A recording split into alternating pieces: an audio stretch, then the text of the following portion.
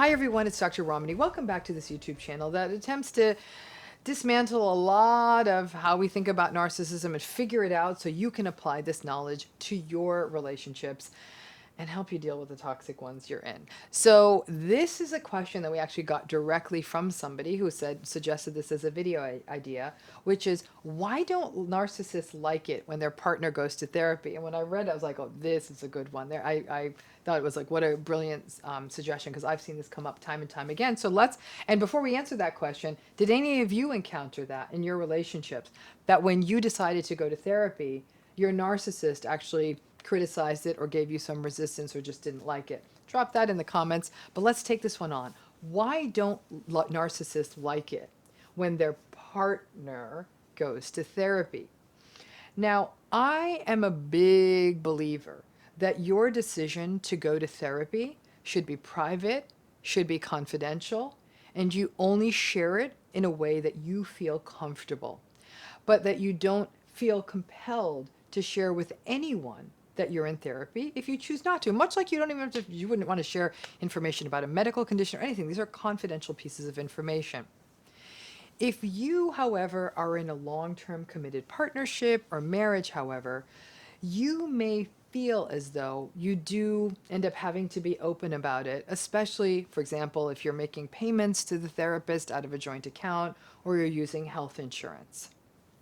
Now, sharing this bit of information about yourself, that you are going to start in therapy or you're in therapy with a narcissistic partner, may open up all kinds of cans of worms for you.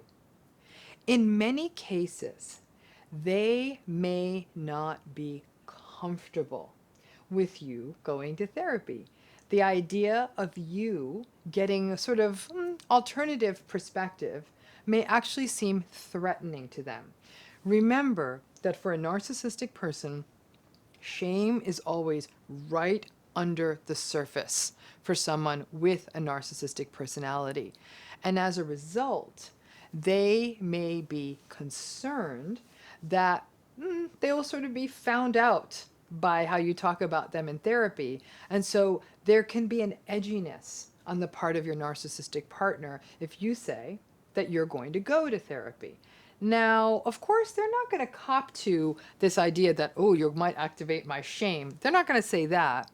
And instead, they may actually try to get out of you why you're going. They say, like, why are you going to therapy? Why do you feel the need to go to therapy? In addition, they may attempt to sort of devalue or diminish you for going. Thus, they get the upper hand. So they might say things like, yeah, I have noticed that you're really anxious and you've been more difficult lately, so I'm really glad you're going to get therapy.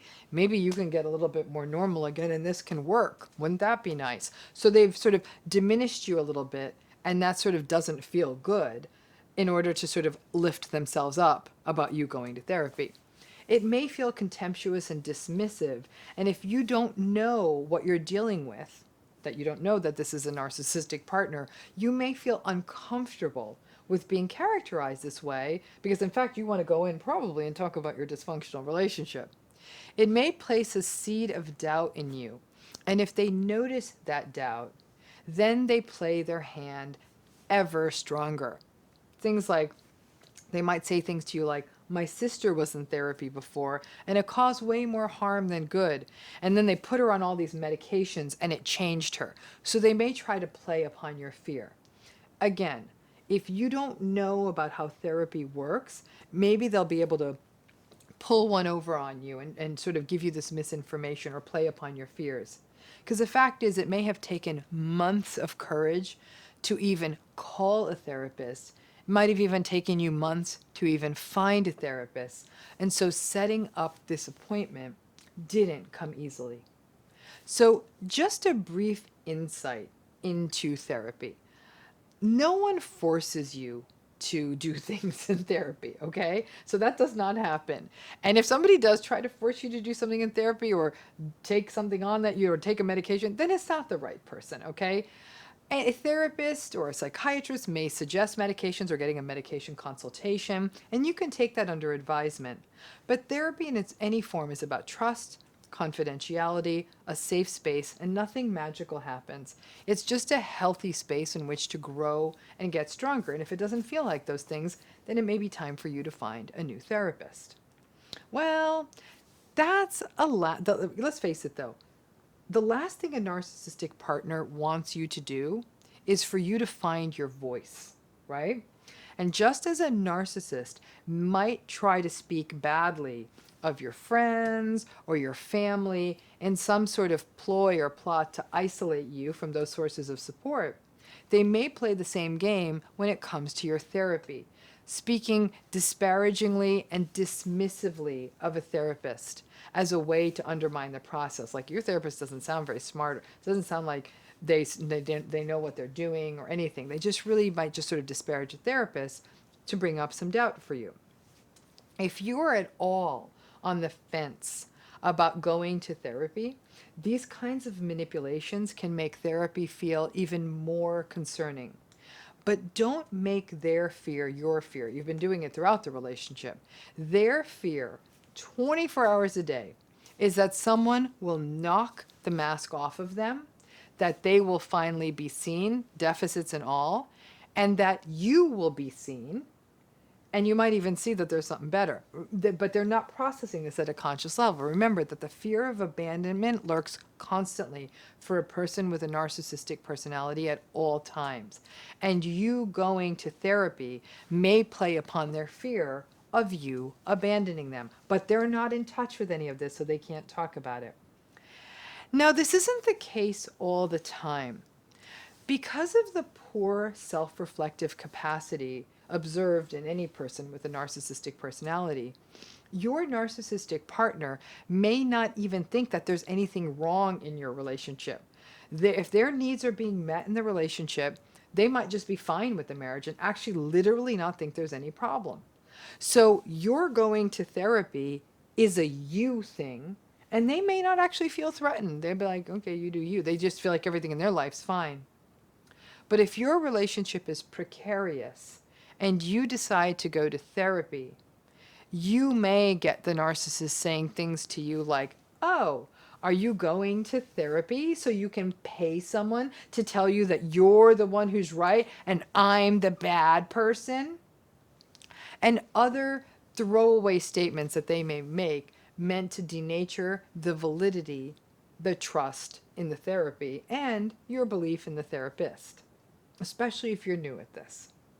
More often than not, a narcissistic partner will not always be thrilled that you decide to go to therapy. They will typically demean it, demean you, demean your therapist, and stay on their path of manipulation and gaslighting.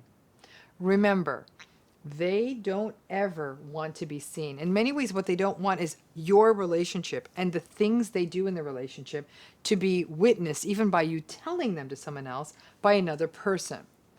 That shame activation fear is always there for them. And the idea of having someone weighing in on their behavior is very uncomfortable. Again, at some level, they know what they're doing is not cool.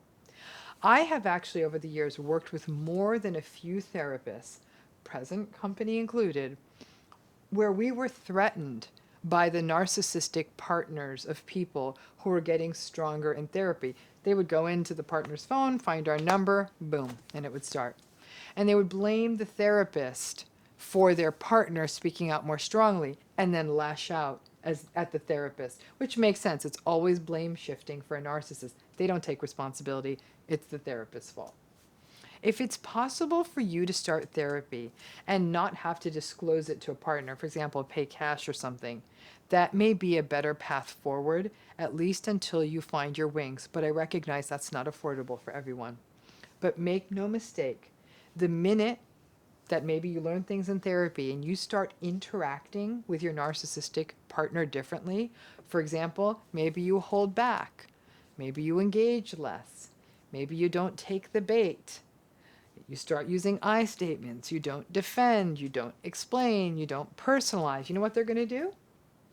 They're going to accuse you of psychobabble.